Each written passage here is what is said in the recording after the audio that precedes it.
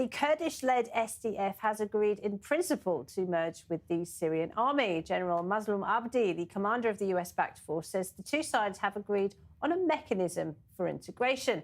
The SDF had been holding out against folding into interim President al-Shara's forces following an agreement that was signed back in March. Earlier this month, clashes broke out between the SDF and government forces. For more on that, we're joined by Giran Ozcan. He's the executive director of the Kurdish Peace Institute. Great to have you back on the programme, Giran. We know there's been a lot of international pressure on the SDF, hasn't there, particularly from the Americans. Is this the end of Kurdish autonomy or semi-autonomy in Northeast Syria?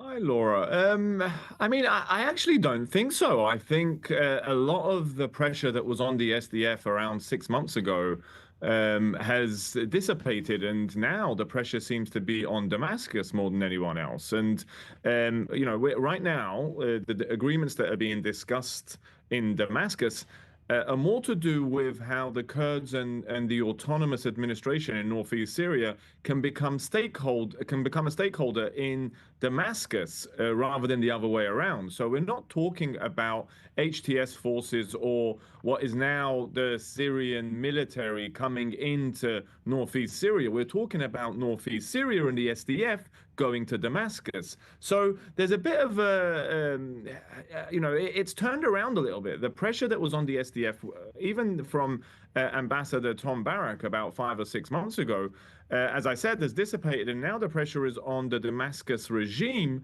to incorporate and integrate the SDF into the military structure that's being established across all of Syria. Because as the SDF integrates, what we've seen from interviews, namely from General Mazloum Abdi, he said himself that the SDF will retain and keep its command structure if and when they join the Syrian military. So what was discussed 6 months ago, or the pressure that was on the SDF 6 months ago, was largely about dissolving the SDF. Now, it might not be called the SDF going forward, but the SDF, which number over 100,000 fighters right now, will keep their integrity and their own command structure, but be nominally a part of the Syrian army. So I don't think this in any way can be seen as the end of Kurdish autonomy in Syria. Oh, interesting.